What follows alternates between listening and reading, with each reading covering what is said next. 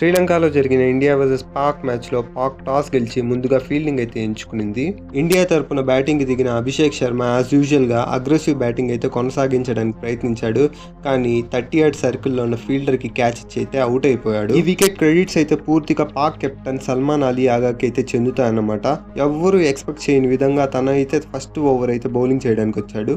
చాలా తెలివైన మూవ్ అనుకోవచ్చు. ఆపోజిట్ ఎండ్ లో ఉన్న మన ఇషాన్ కిషన్ విషయానికి వస్తే వికెట్లతో నాకేం సంబంధం, నేను బౌలర్ని ఈ మూలకి ఆ మూలకి సావగొడతా అని చెప్పేసి విత్ ఇన్ 40 balls 77 runs అయితే కొట్టి చాలా అగ్రెసివ్గా అయితే బ్యాట్ చేశాడు.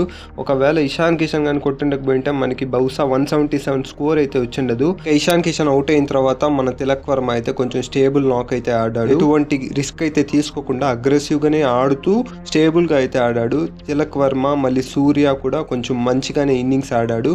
సూర్య కూడా బాగా కన్సాలిడేట్ చేస్తూ ఆడాడు.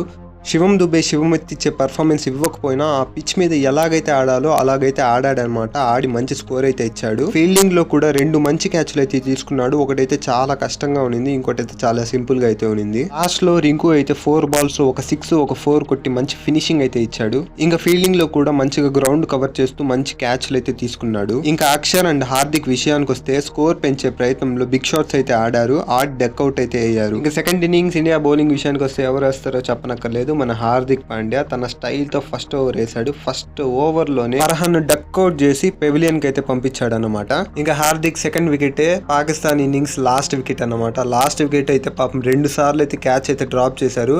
థర్డ్ టైం అయితే బౌల్ చేసి వికెట్ అయితే తీసుకున్నాడు హార్దిక్. ఇంకా బుమ్రా గురించి మనం చెప్పనక్కర్లేదు. స్టార్టింగ్ పవర్ ప్లే లో ఇచ్చిన 2 ఓవర్లోనే 2 వికెట్లు తీసి పాకిస్తాన్ ఇన్నింగ్స్ అయితే అక్కడే క్లోజ్ చేసేసాడు. ఇండియాకి మ్యాచ్ అయితే సీల్ చేసేసాడు పవర్ ప్లే లోనే.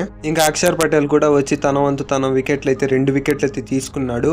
ఇంకా మన వరుణ్ చక్రవర్తి రాకముందే మ్యాచ్ అయితే సీల్ అయిపోయింది. ఇంకా తెలుసు కదా మనోడి పర్ఫార్మెన్స్ ఎలా ఉంటుందో. తను కూడా 2 వికెట్లు అయితే తీసుకున్నాడు. ఎలాగో మ్యాచ్ వన్ సైడ్ అయిపోయిందని చెప్పేసి మన సూర్యాబాయ్ అయితే ఎక్స్పెరిమెంట్ చేయడం స్టార్ట్ చేసి తిలక్ వర్మకి అయితే బౌలింగ్ ఇచ్చాడు.